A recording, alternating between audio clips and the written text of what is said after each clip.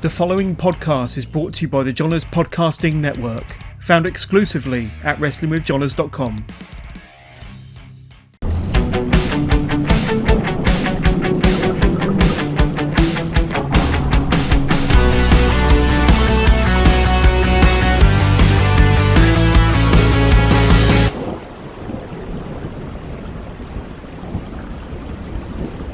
Welcome back to another episode of Wrestling with Johners, part of the Johners Podcasting Network. And we're back with another amazing guest this week, who I personally been looking forward to speaking to for a few weeks, ever since I saw Chicagoland Championship Wresting Grapple Masters episode 1 on Powered 4 TV. Now I'm delighted to introduce the newest member of Chicago Connection, none other than Mr.3 Jonathan Hudson. So Jonathan, how are you on this fine Sunday afternoon? I'm doing really good, man. Just relaxing, chilling. It's snowy and cold outside, so I'm bundling up with the heat on, just relaxing. Just a quiet Sunday. So we I think you're in Michigan at the moment. Is that correct? Yes. I'm in a little town called Middleville. It's like a suburb of Grand Rapids. Right. Yes. Yeah. And yes, over here in the UK, it is also quite chilly, but not snowy yet. Certainly not where I am. I think it is snowing in certain parts of the country, but not currently where I am. But if you only need to kind of look at your Facebook and your Instagram to see you hitting the gym pretty hard, almost on a daily basis, John. Which hitting it hard is pretty much the only way you know how to. Let's be honest. But has your fitness routine been affected much by the pandemic? And tell us about what goes into making the Mr.3 at peak physical fitness and health at all times. Then, John. Concerning the pandemic, yes and no. In the beginning, it did kinda. My wife had these like workout DVDs, which I'm not a big fan of, but it was something. So I started doing that, and I was over it really quick. So I just kind of sat down for a little bit. But a gentleman who I met at the gym, who actually ended up being one of my daughter's substitute PE teachers, like physical education teachers, had an easy curl bar with some weights, and he actually dropped it off for me. So I used that during the pandemic. And then when we were still in the pandemic, technically things were still closed down, but there was a little loophole, especially in our state, where if you considered yourself a private gym, you can stay open. So our gym kind of moved to like a little smaller building, became a private gym, so I was able to start going to the gym again. So for the pandemic, yes and no. I stayed up with it, but I kind of screwed with it a little bit as well. As it comes to just physical fitness, I've been working out since I was 12 years old. I'm 33 now. I started working out strictly because of wrestling. I wanted a neck like Goldberg. I've always like growing around when I started working out was like the end of the end of the era where we didn't have YouTube, we didn't have social media, we didn't have all these insane fitness programs and all this stuff. All we really had was still the magazines. I would get fitness or workout DVDs from like bodybuilding.com or something like that. So there wasn't really too much of what we have today. And everything that I saw was like pumping iron style. And, you go hard or you go home. You don't cry, you don't bitch, you don't complain. You don't do all these, I see people, and I know this is kind of talking crap, but I see these people in the gym today, and it's like, dude, what are you doing? Like, you're jumping back and forth, touching your toes. Like, what are you doing? Like, this is a gym. This has weights. You come in here, you grind it out, you go hard, you go crazy. You got to have that mind mentality to go nuts. And then you get out of there and you go on with your day. I don't see that today. And I don't see that at all with a lot of people, even in our industry, the wrestling industry. Everyone's doing this CrossFit stuff, and if that's their prerogative, great, but I'm not trying to get scoliosis for time. So that's just my deal. But when it comes to physical fitness, man, it's go hard or go home.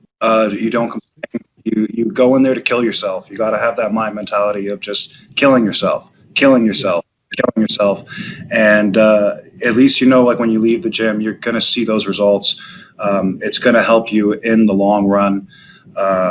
And I will admit, being in the Midwest, just my body alone has helped me. Not that many people have a body out here, and no offense to people in the Midwest, but that's pretty much how I got noticed, was just my six pack. And then my work ethic and my work in the ring started to show, and everything kind of fell into place, thank God. So yeah, absolutely.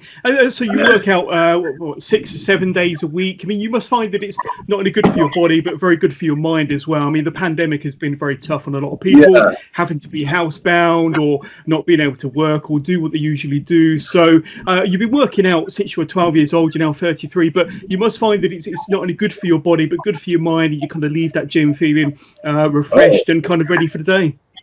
Complete. Even my wife will, like, she can see it, and she'll just be like, "You got to go to the gym. Just go to the gym. Shut up. Go to the gym, and I'll see you when you get back." Because yeah, it's definitely a therapy for sure. But no, I do not go 6 or 7 days a week. I go about 5 days a week. Right.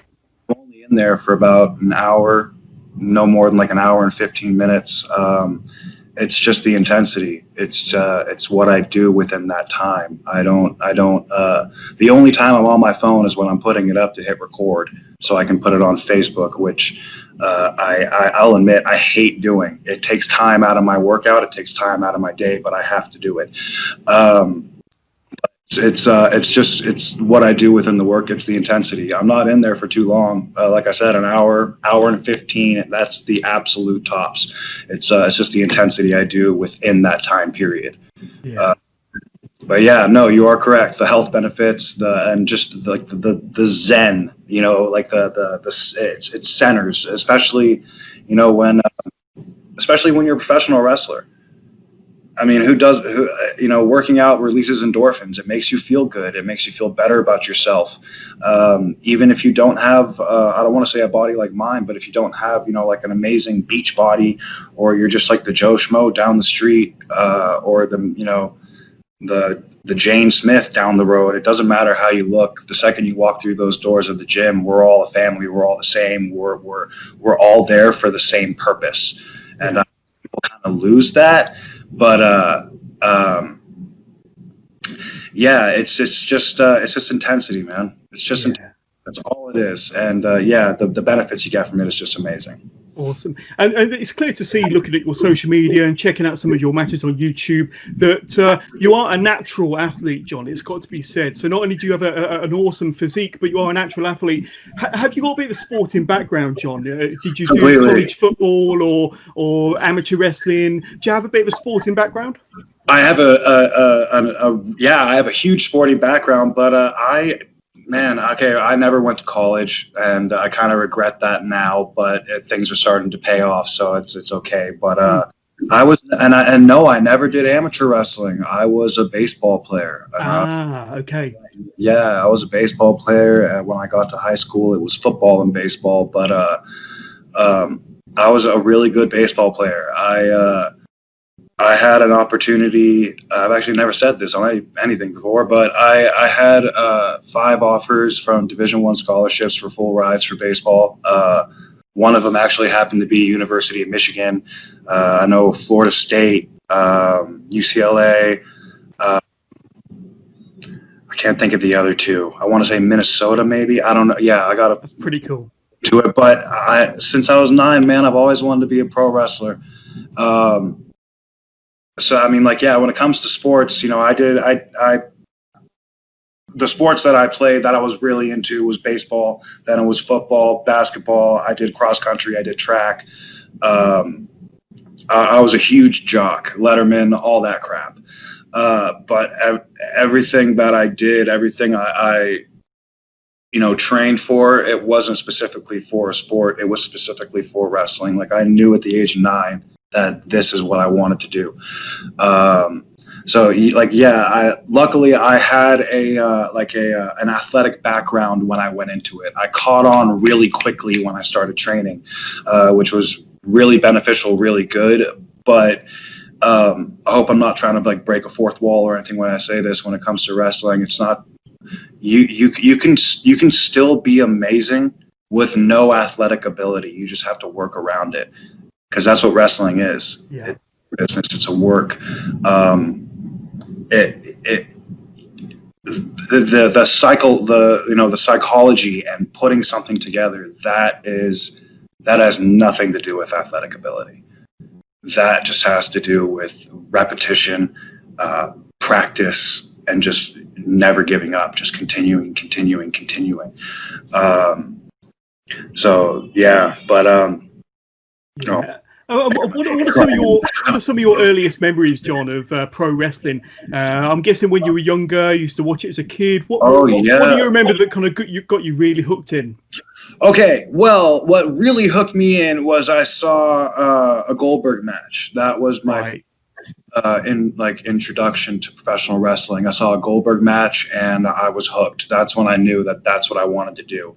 But what the moments I'll never forget, especially for me, were I know they probably have no problem with me saying their names, but a couple of my really good friends back in Malibu, Martin Salas and Philip Johnson, they would come over every pay-per-view. I would order the pay-per-view, and like every one Sunday a month, and we would. The era where it was like the McMahon-Helmsley era, where Triple H was the champion forever.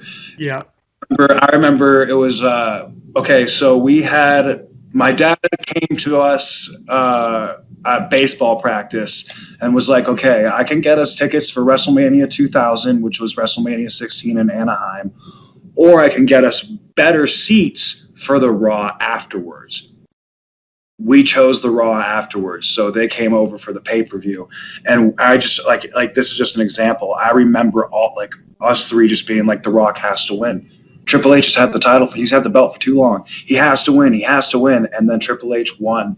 Yeah. My dad actually brought it up because it's my dad's birthday tomorrow. So we had them over last night for like a little pre-birthday type thing.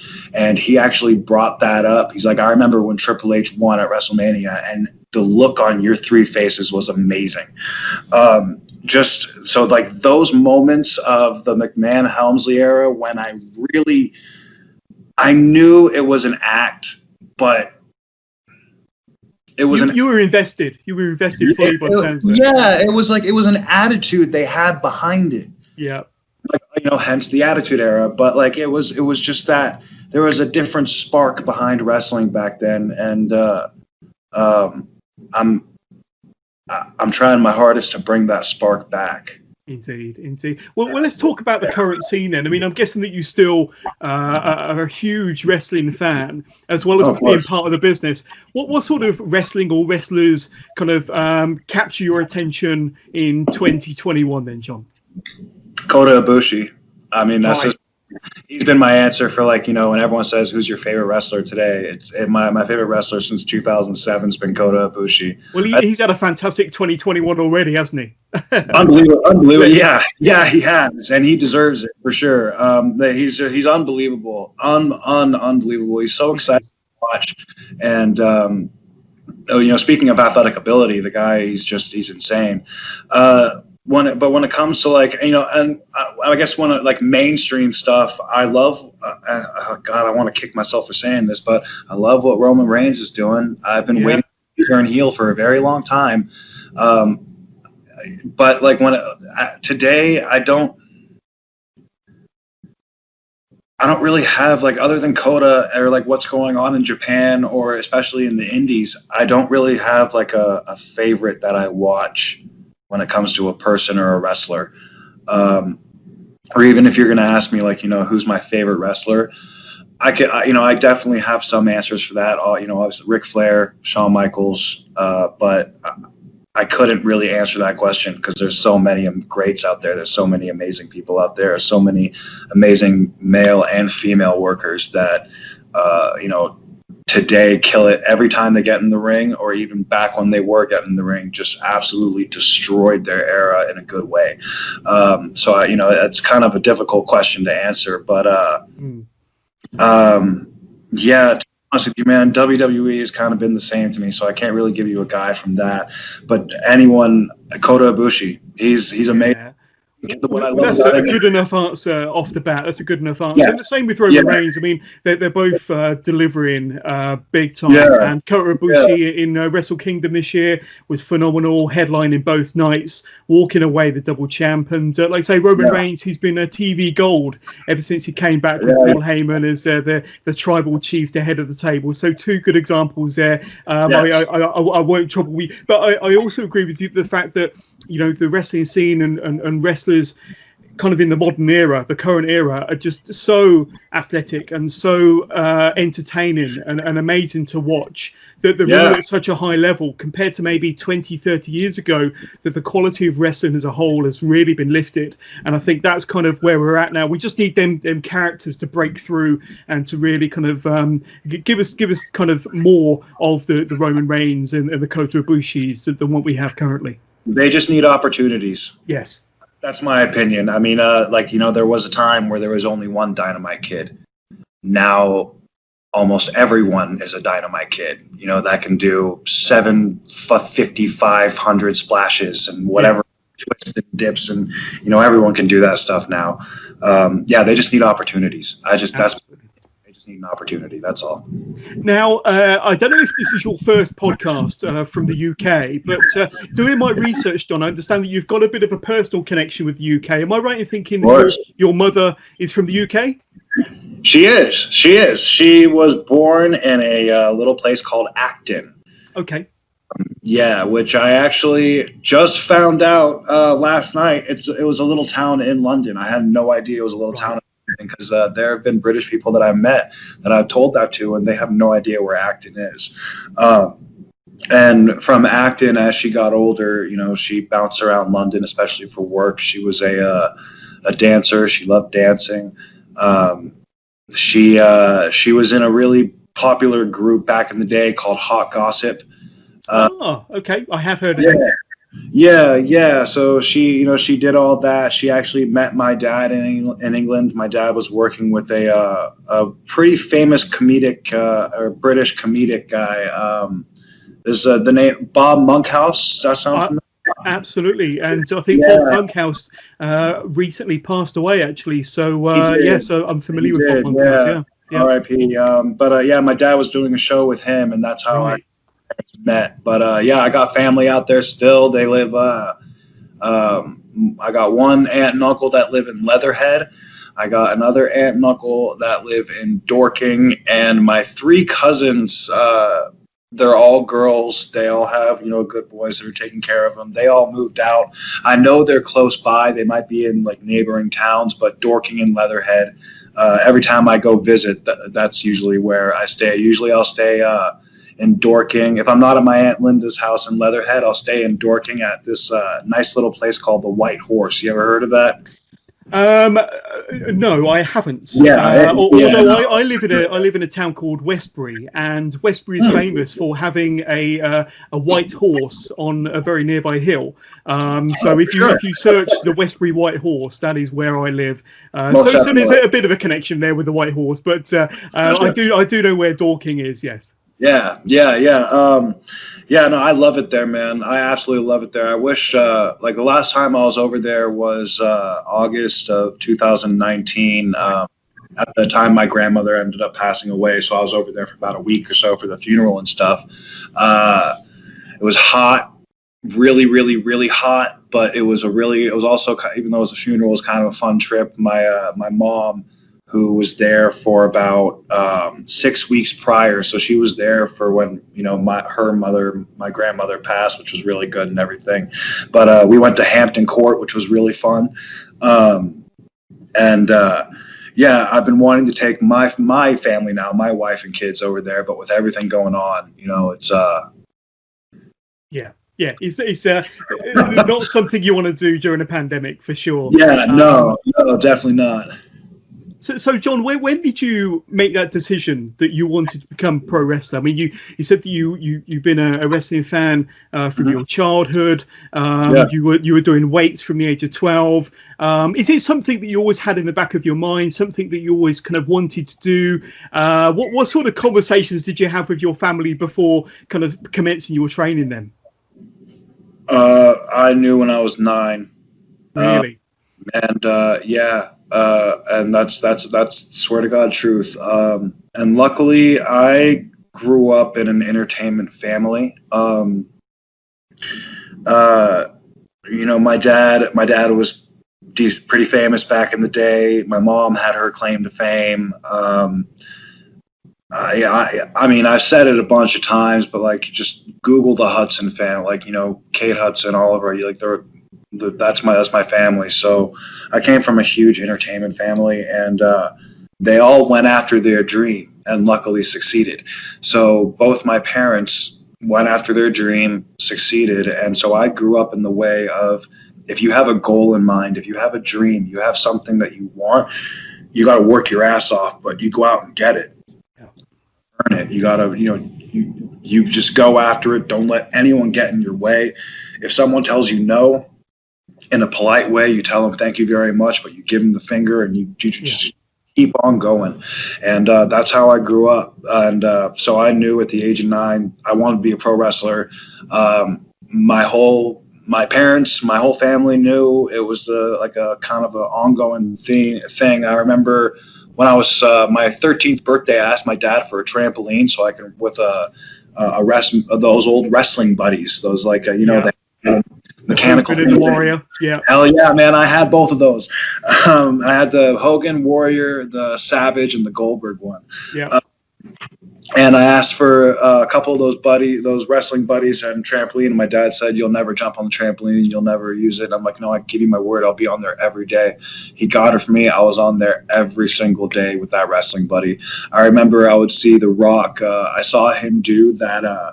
The people's elbow on the bulldog and on the British bulldog, and he like slid into it, like the infamous people's elbow. Oh, I love that one so much. I was crazy enough that I went and I got glycerin from our cooking cabinet, and I put glycerin oil down on the entire trampoline, trying to figure out how he did that. Little did I know how a wrestling ring works, but yeah, like I just, it's never been in the back of my mind. It's always been in my mind. I used to get, I was a popular kid in high school. It's kind of weird saying that now with everything, we all got to be the same and everything. But I was a popular kid in high school. I was a jock. I hung out with the cool crowd and everything. But even with that said, I was made fun of a lot. Even my own peers at the time would make fun of me. They would call me every name in the book, every homophobic, I guess you can say, name. They would make fun of me. I've had ex-girlfriends tell me I'm a loser. I'm never going to make it. Grow up, all that stuff. And all because of your fascination towards pro wrestling. Yes. No. Yeah. Really. Wow. Oh, for sure. Oh, for sure. But you know what? Wow. Today I look back on it and I'm so grateful because I never gave up. I've made you stronger. In a way. I mean, I've been doing this for 14 years and I'm nowhere near to where I want to be. So, I'm going to continue. I'm going to keep on going. And I look back on, what they're doing now, and they're still at home,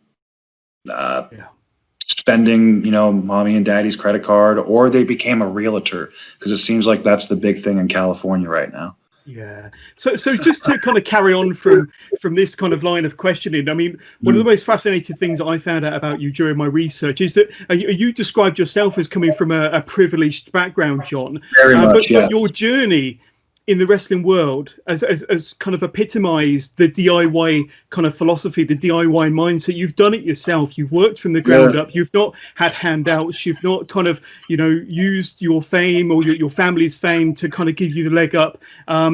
You've had some pretty interesting and very tough times, certainly in your early days when you were just breaking in. Is that right? Yes, but I will say this. I don't want to say I've had handouts. I've had help. Yes. there have been people along the way. Obviously, my parents. They still help me to this day. They still encourage me and do all that great stuff. But like, there was a time I was. It was the second time I was, or maybe it could have been the first. No, it was the second time. Second time I was living in my car, and my wrestling coach. I'm not going to say his shoot name, but he goes by Angel Armani. He used to go by Colonel Blatnick. A lot of people just call him the Colonel today.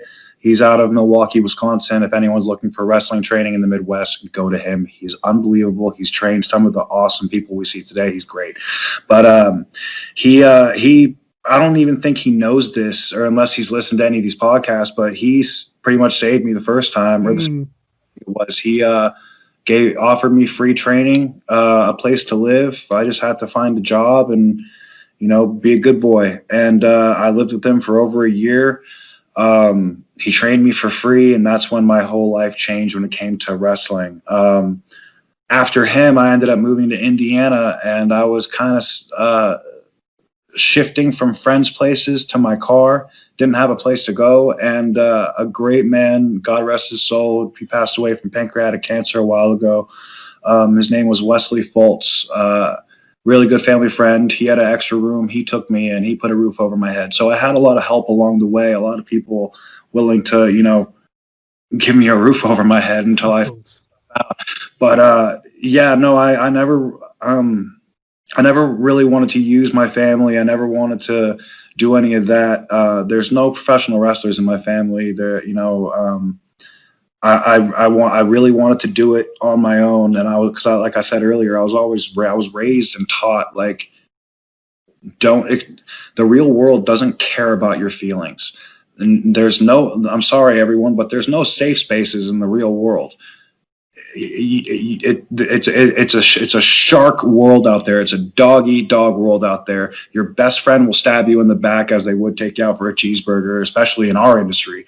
And I was raised to just go after it with no matter what. You never, ever, ever give up. No matter how low you get, you never give up. And, and then there's more of a satisfaction behind it when you achieve something knowing you did it on your own. Yeah. Was it Angel Armani that you met when you went to a TNA TV tapings with a friend? Yeah. Yeah, we actually, so my upstairs neighbor, he actually got trained by him some years back when I was living in Tampa, Florida, trying to get into FCW when WWE was there. Yeah. It was run by Steve Kern, I think. Yeah. Like the Skinner. Yeah, he was like the 6th or 7th Doink. I'm not sure which number, but so I tried getting in there, and one day I got a knock on my door saying, "Hey, you want to go to a TNA taping? My wrestling coach is going to be there. We'll hang out at Universal and stuff." I was like, "I'm down." We ended up being late. We'd actually completely missed the show, and we ran into a couple of these old guys, and he's like, "Hey, this is my coach, Angel Armani," and I stuck my hand out and said, "Hey, nice to meet you, sir." And he called a spot. He grabbed my arm and twisted it and put me in an arm lock and just said, "All right, reverse, take my head," and called a little spot. And we just, we talked for like 2-3 hours. And he was like, "Hey man, when you're ready to learn how to work, you got to get out to Milwaukee. Like, you got to train with me. I'll train you." We exchanged numbers. We kept in touch. I ended up leaving Tampa because I ran out of money. I lost my job because I was working at it's a sports shop called Play It Again Sports. It's pretty much known for, like, if you have like old sports gear, you can bring it in, and we'll give you like 30% of what we can sell it for, like extra cash and stuff like that. They ended up going out of business. I lost my job. I couldn't find any work. I lost money, so I ended up going back home. I was living in my car for about 6 months, 7 months, and Angel kept on hitting me up, and I saved up enough money and called my parents, and they actually loaned me a couple bucks too. And my dad actually drove me, because I got rid of my car. I turned it in for some cash so I can get out there. And my dad actually drove me out to Milwaukee. And the rest is history. Yeah, and I might be skipping around a little bit here, John, but am I right in thinking that you saved up to get training at FCW back when Steve Keirn was running it. And did you have some sort of an interesting conversation with your childhood hero Goldberg, which led to an interesting phone call, I understand? Yeah. Tell me about that. This is actually my second time only telling this story publicly. But okay, so when my dad drove me everywhere. My dad is my hero and my best friend. He's always had my back. He drove me to Tampa, Florida, literally Malibu, California to Tampa, Florida, coast to coast. And along the way, my dad had business with this guy by the name of Ray Story. Ray Story is actually the inventor of the e-cigarette. Oh, wow. Yeah, he founded it. He's the dude that went to the FDA and said, like, this is a tobacco product. He also, it was the end of WCW. I think it was 2000. He was the stage manager for WCW. We ended up on our way to Tampa. We stayed he lived in Atlanta, so we drove through Atlanta. We stayed at his house for a night. It was a beautiful house. It was awesome. It was great. And we're talking wrestling, all this stuff. He's telling me all these stories about WCW and how him, Goldberg, and the Steiner brothers all had like the same leather jackets. And he actually gave me the leather jacket, but it was stolen out of my car in Hammond, Indiana. Anyway, so the next morning, and I tell him the whole night about Goldberg and how like he's like such an inspiration to me, and like I loved his like everything. Like that's what I wanted to be, was just this ass kicker. And the next morning, he comes out with a phone and he's like, "Here you go. Someone wants to talk to you." I'm like, "Who is it?" He's like, "Don't worry about it. Just say hello." I'm like, "Hello?" It was Goldberg. Wow. Yeah. Oh, at the time, wow is right. I've admitted this before. I wept like a baby, man. It was like God. And I know that's such a wrong thing to say, but to me, especially at the time, it was like God getting on the phone. He was your hero. Your wrestling hero, anyway. Everything to me, man. And I'll never forget what he said to me. He and this is a quote. He said, "I can hear the passion in your voice, and I can tell that your heart is in this. And I've been out of the wrestling business for quite some time now, and I kind of see this as a way for me to get back in the business. Norman Smiley is a really good friend of mine, and he's a trainer down there. I'm going to give him a call for you and put a word in for you." And that is where I lost it. That is where the tears just flew. I thought everything was coming to fruition. I thought everything that all that grinding, that hard work of only just like 5 years, like nothing of what I have to do later on or anything. Just like everything was paying off. And I was so happy to make it to Tampa. We drive by, we got there like in the evening when the sun was setting, drive by FCW, and I could just feel it. Like, this is it. This is it. The very next day, we had a meeting set up with Steve Keirn. I don't know how I got it, but we got it. When I show up, I say, "My name's Jonathan Hudson. I'm here for a meeting with Steve Keirn." They, look through the thing. They see the meeting. He's just pretty much telling me about Steve Keirn was just started telling me a lot about how he was doink and this and that. And he's like, "So what's this meeting about?" And I was like, "Oh, well, I'm a professional wrestler, and I actually, I'm here to train with you guys. And not only that, but I think you guys got Norman Smiley got a phone call from Bill Goldberg. He told me he was going to give you guys a call about me." And there was no phone call. There was nothing. He did nothing. He didn't do a damn thing. And I didn't think too much of it now, or at the time. But now that I'm older, I know I can work. I know he doesn't know how to work. I know the only thing he has is a scream, a spear, and a jackhammer. And if anyone ever said I'll have a wrestling match with Bill Goldberg, he's the shits. So I have no problem saying it now. Bill Goldberg, how dare you say that to someone who looked up to you? You just don't do that. No. You don't do that. You don't. People who look up to other people, you give them hope. You don't shoot them down. You don't give them hope and then just throw the rug under their feet. So Bill Goldberg, go screw yourself. You're a piece of I hate you. I hope you rot in hell and die. You are a fake son of a bitch. I don't care about you and everything. Like, oh, I'm a tough guy, Bill Goldberg. Oh, now I'm doing it for the kids. What are you, bro? Figure it out. You're just like Triple H. One day you're wearing the boots. The other day you're wearing a tie. Figure it out. Yeah. It's got you a bit heated, I know, but thank you so much for kind of recalling that story. I do appreciate it. Every time I think about it, it's just like, how can... It gets your heart under the collar. I mean, like, I'm nowhere near that fame, but I do have a little bit of recognition. And of yes, course. there are times where people will come up to me with their problems, and do I want to hear it? No, of course not. It's not my deal. But I give them the time. I at least give them my opinion of what can make it better. If I can help them and I tell them I'll help them, you can ask anybody, I'll do it. You never, ever, ever give someone hope and then just cut it from... That's just dirty. That's just disgusting to me. Yeah. That was a dirty move from Mr. Goldberg Yeah. there. But speaking of Angel Armani, and I know you've had other trainers and other coaches, certainly in the early stages of your career, but what would you say was the most valuable bit of advice that you were offered from any of your trainers that stuck with you through to today then, John? Wow, you know what? Okay, that's a great question. I've never been asked that question. A couple coaches come to mind. Okay, the first one who comes to mind is Rick Drayson. I think he's since passed away, but Rick Drayson was a wrestling trainer in Burbank, California. He had a wrestling ring in his backyard, and that was hell because if anyone is familiar with Southern California, it can get really hot. Like scorching hot, especially if you're familiar with Burbank. And when it's a Saturday afternoon at 12, 1 o'clock and you're wrestling in a vinyl ring, it sucked. But he gave me the first advice I ever got that stuck with me.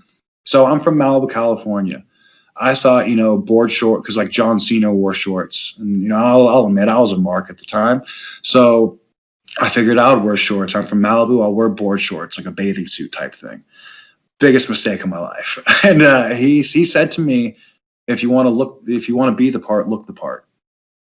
And that has stuck with me through everything. Even when it comes to like when I personal train some clients, like it's, if you want to be the part, you look the part. That has stuck with me forever. And ever since he said that, I've been in tights or Speedo or something that's made me look the part. When it comes, and that's honestly, that is really it. When it comes to anyone else other than Angel Armani. Angel Armani is the one who taught me how to work. He taught me how to put everything together. He taught me how to piece everything together, what to do, what not to do, when to do it, why are you doing that, put it here, not there. The best advice, and this goes across the board, even this is the best advice I ever got in wrestling, was shut your mouth and say okay. When you're told to do something, you do it. You don't give your opinion. You don't complain. You don't whine. You don't, even if you just hate the person, but they're your boss and they're the one signing your check and they want you to go do something and you're not too comfortable with it, you figure it out. You say, yes, sir, no problem. How would you like it done? Like, shut up and say, okay. I learned that the hard way. But that's the number one rule that I've learned in professional wrestling. And I've brought that with me in my own regular life. And it has helped me so much. It really has. Just keep your mouth shut, because in the long run, that person who's opening their mouth is going to bury themselves. Just shut up and say, okay, whatever they ask you to do. Yes, sir. Yes, ma'am. Okay, no problem. Okay. Some really good advice. Shut up and say okay. Yeah. Let's talk about your wrestling style then, John, because I've seen quite a few of your matches, and cool. They're extremely high impact, fast paced. How would you describe your in-ring style? I mean, if I were to compare you to anybody, and hopefully you take this as a compliment, I see a lot of Roderick Strong in you in terms of your pace, your strength, some of the moves you do. But how would you describe your in-ring style, and have you been influenced by any wrestlers on the circuit or any of your heroes?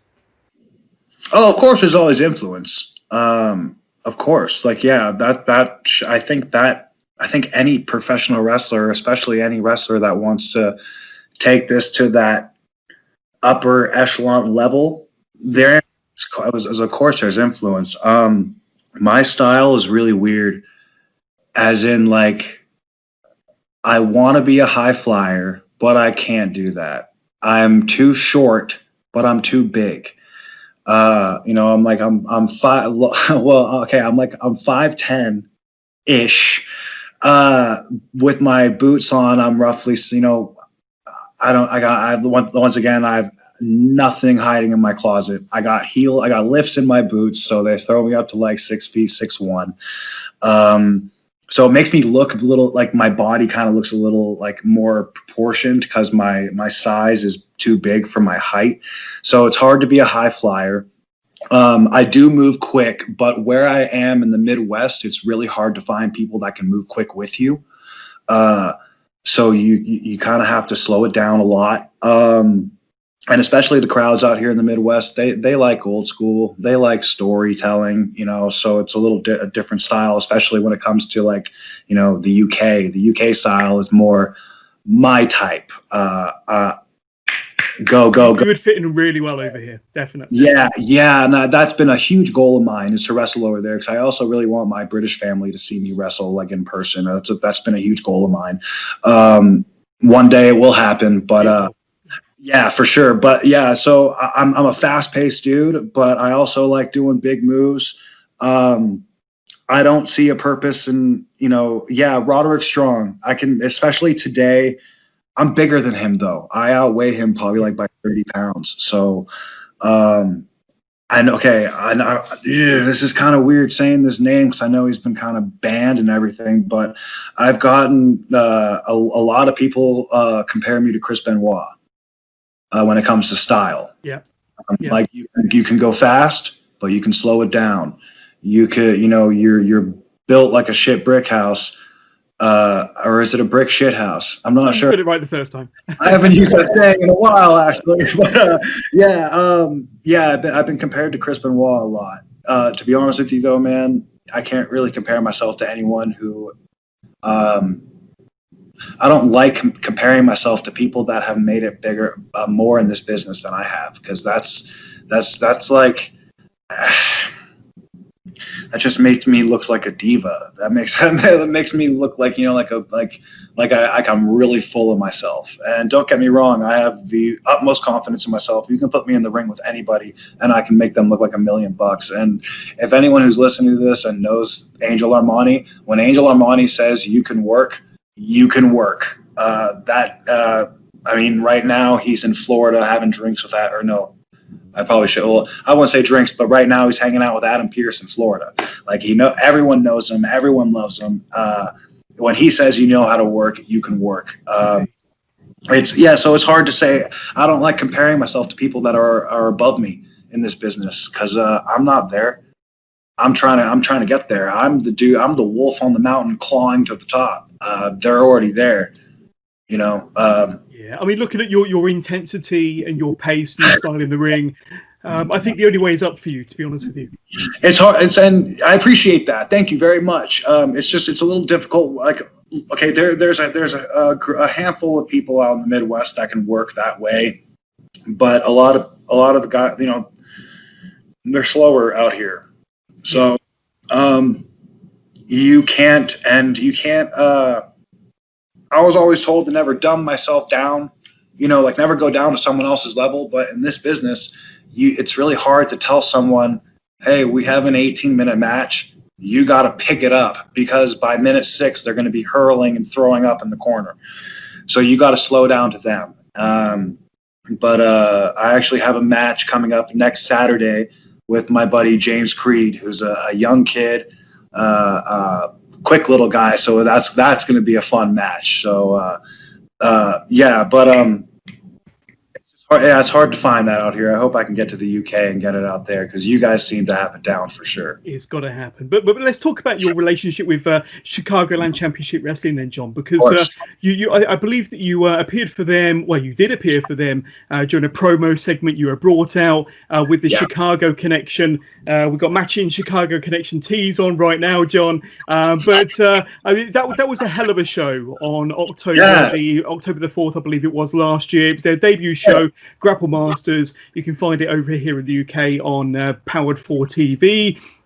But tell us about that experience. I mean, how did you first, get connected with Chicagoland Championship Wrestling to start off with? I'm guessing that you've known John for a while. I don't know, but then how then did you get brought into Chicago Connection? And tell us about that day as a whole, because I think the show was amazing from top to bottom. The action from bell to bell was amazing. The fans were on fire for every single match. The atmosphere was awesome. And I mean, it was a debut show for a company, but you would have thought they'd kind of been around for a few years, let alone it being their first ever show. So tell us about how that relationship first started and how you got involved.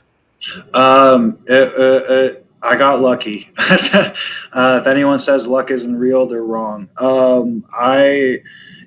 Pandemic, everything's going on. I'm calling everyone I know. I've said this before, when everything hit,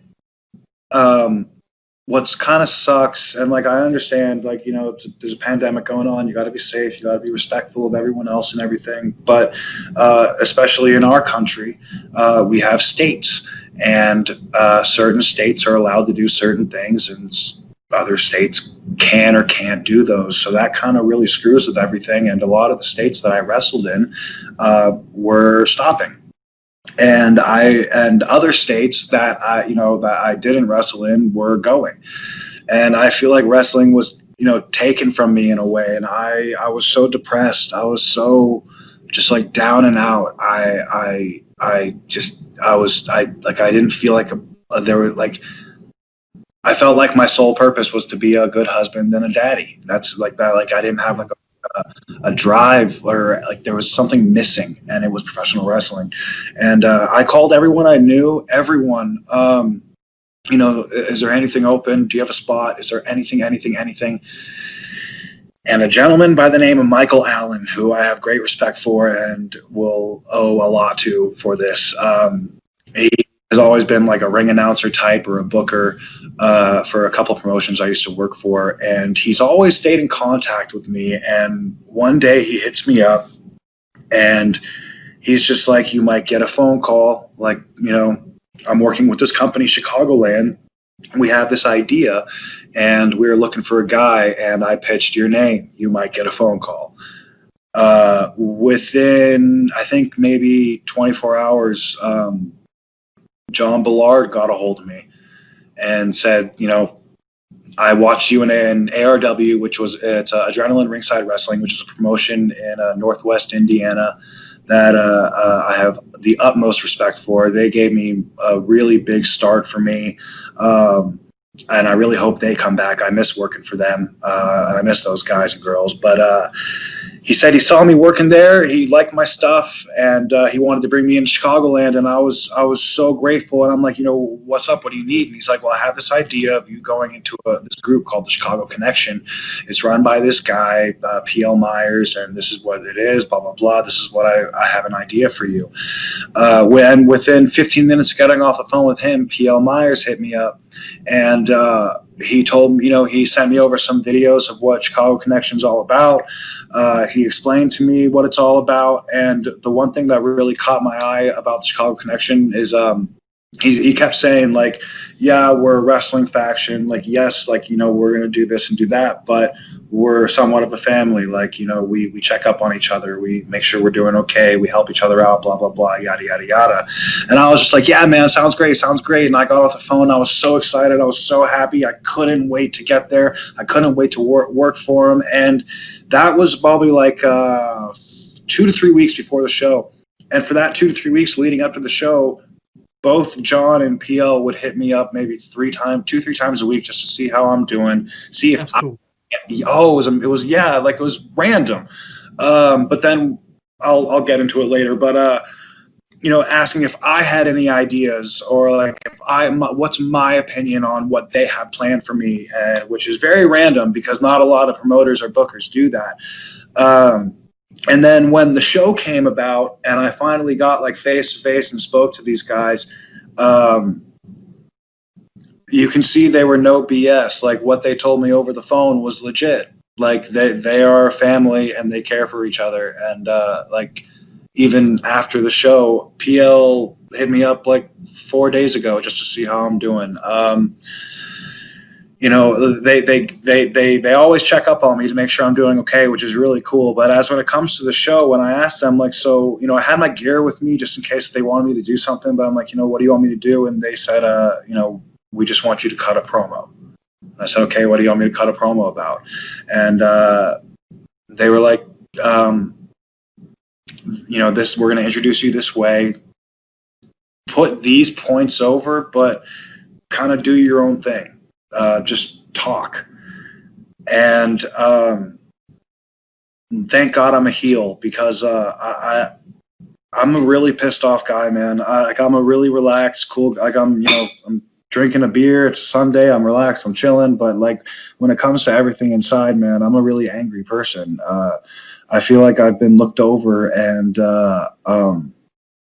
other people that don't deserve it have been getting shots and been getting opportunities after opportunity after opportunity, and they blow it. They blow it. They blow it. I won't say the person's name, but I worked with someone in Chicago for a promotion in Chicago. They had every opportunity. They went to one big promotion to another big promotion to another big promotion, and they quit on their own accord because they have some issues. I apologize for those issues, but then you know what? Maybe you're in the wrong business. And they just get handed everything because they're good looking, or they're hot, or they have a fat ass. I said that before. They get handed everything, and I have everything. If anyone just Googled my damn name, what does WWE love? Oh, they love Hollywood. Well, hey, here's not only a guy who can work, but look at his family. We can bring his cousin in. We can bring his aunt in. She's an Academy Award winner. We can bring in Kurt Russell. We can bring like I have it all going for me, and I'm always overlooked. And I'm never brought into any promotion because I'm going to be straight up with you, man. I'll take someone's spot because I know I'm that damn good, and I'm better than a lot of people out here. Everyone out here, on Monday through Friday, they go to their factory job and they go home. They might go on the elliptical for a little bit, and then they get every booking in the world. Me, I'm a super dad. I'm a super husband. I'm working online with this Herbalife stuff that I'm doing now. I go to the gym every damn day. I bust my ass, and I'm handed nothing. And it just, and I thought of all that, and I went, you know what? Talk. Are you sure? Like, just put these points over. But I got like 3 minutes. Just kind of go for it. And they were like, yeah, just don't swear. Just go for it. And I let it out. I let out as much as I could in a couple minutes. You can kind of tell where I had to kind of slow down and put the points over. But I could have gone on and on and on. And that's a swear to God truth to me. I love everything. But that promo, John, was that caught my attention, and like I say, the action was hot. Every single match delivered, but that promo was lasting with me. That's what kind of stuck with me. And I said to you, I don't know if it was before we started recording, but after watching that promo, I thought to myself, I've got to speak to that guy, and it was that promo. It was that promo that made me remember you, John. Thank you. I appreciate that. It was memorable. I hope I get the microphone some more. You will. You will. Really. After that one, you definitely will. I hope so. Yeah, for sure. And I've spoken to John Bullard. I've interviewed John Bullard. I'm actually interviewing PL Myers next week, so we can kind of continue the Chicago connection theme going there. Cool. But John Bullard's created this promotion. It's a real throwback to yesteryear, but with real today vibes, isn't it? And it's got a really excellent mix of kind of the studio theme wrestling scene from the 1980s, bringing in the 2020s, and he's created something special there, hasn't he? I have said this multiple times on now multiple podcasts, and I'll say it till the day I die. That dude is a trailblazer, and if I want to get behind anybody, I want to get behind a trail. Like, obviously, I want to be the leader, but if I got to get behind anybody, I want to get behind a trailblazer, and that guy's a trailblazer. He is coming up with something. I mean, can you say it's been done before? Kinda, and I have no problem admitting or saying this promotion, but Championship Wrestling from Hollywood, over in California. The NWA Championship Wrestling from Hollywood, I think it is. They're very old school, but they're like, okay, they're old school in the sense they have the stage and just the one side and everything like that. But like the lighting is still today. It still has today's atmosphere. John, the one thing I really that brought me back to the old school era of that show was the lighting.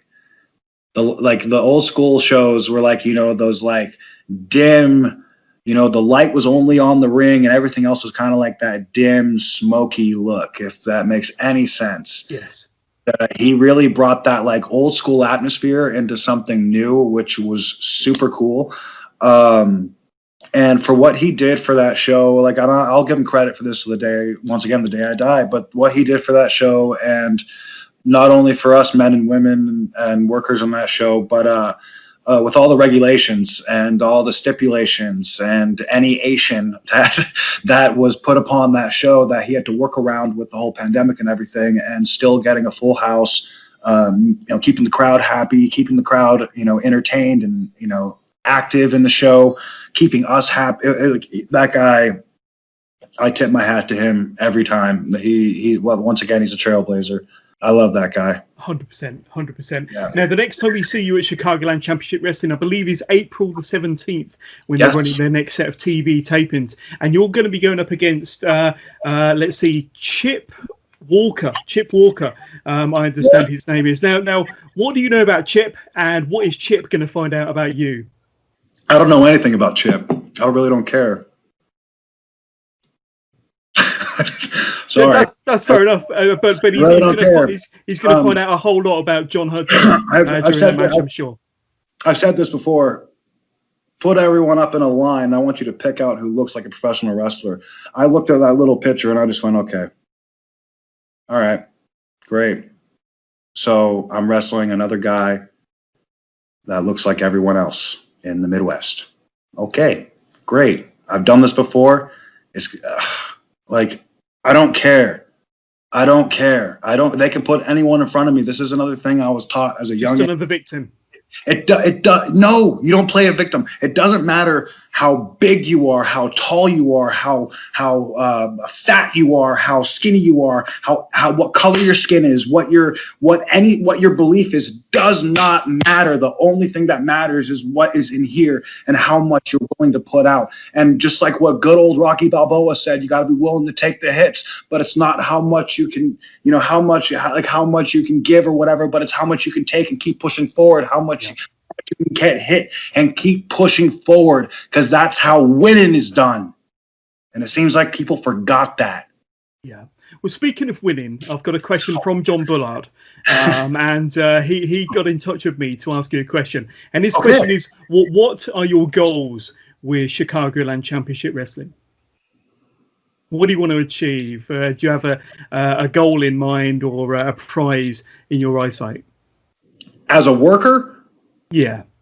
Be the champion and take and just put that promotion on the map more than it ever even thought. As a shoot, I want to take Chicagoland to the next level. I really do see potential in that promotion. Especially with, like I said, the male and female workers of that promotion. Really exciting, really good, really entertaining. And with everything that John is putting, all the effort and all the work he's putting towards the promotion, it's almost like it's like it can't fail. Does that make sense? Absolutely, 100%. He's doing so much. It's like there's so many avenues he can go. It's like there's failure is not an option, and I respect that so much. So when if I can mesh that answer together, it would be to take that promotion to the next level, to just keep going. Awesome. And one final question, and it's another question from Chicagoland Championship Wrestling commentator Steve Arndt. And Steve asks, so he says he's a first-time question asker, long-time listener, but his question for John Hudson is from CTW to SCW and now Chicagoland Championship Wrestling. What is the proudest moment of your career? Oh my God. So that's quite a big question. What is your proudest moments? Oh my God, dude, I can't. Oh my God. Well, proudest moments. Wow, just one, or if you have a couple. Well, obviously, the first time I got the call from WWE to do Extra Talent. At the time, I didn't really know what Extra Talent was. I didn't really know that it was pretty much just like a payday for catering. But the first time I went, I had a security spot, so I was able to go out in front of the crowd, and being able to, have Vince McMahon on the stage yell "security," and I walk out there with a group of guys, and seeing that sea of people for the first time, and like in live action on Raw, even though I was wearing a security shirt, that was still a big moment for me. Obviously, winning my first major title was a big moment for me, But man, you got some good ass questions. Well, this one's Steve, so you can thank Steve for this good question. Damn, Steve. But to be honest with you, man, if I really have to answer that question truthfully, I don't have one yet. Yeah, but maybe that time is yet to come, and I don't have this question in a couple of years' time. Yeah, I don't have one yet. I have a lot more in the tank, and indeed. Yeah, so we'll see what the future holds. It's the best way I can put that answer. Well, John, we're nearly at the end of our interview, but before we let you go, it's an opportunity to throw out any social media plugs, any merch, anything you want to plug. The floor is yours, my friend. Okay, merch is coming soon. I'm actually having that made right now. Awesome. So I'm horrible at. I'll admit I am horrible at social media. I'm trying really hard, but I suck at it. Obviously, Facebook, Jonathan Hudson, or you can get my fan page, Mr.3 John Hudson. Instagram, which I'm even worse at. Once again, I'm really trying hard. Is the real Jonathan Hudson, and I don't have. You know what, man? I don't have a Twitter. I suck. I'm horrible at social media. Facebook and Instagram is enough to keep up with, to be honest with you. So I think one and done is good enough. Like everyone, these YouTubes and Twitters, and it's like, dude, like how do you do it? Like how do you do it? It just takes up too much time. It really does, especially when you want to have a family life and to kick back once in a while. Time is money. Time is money, Indeed. But Jonathan Hudson, Mr. 3%, it's been amazing having you on the Wrestling with Jonas podcast. I want to thank you so much. Thank you so much for having me. I greatly appreciate this. Thank you so much. And to everyone in the UK, I can't wait to see you guys again. I miss you. Thank you so much for having me.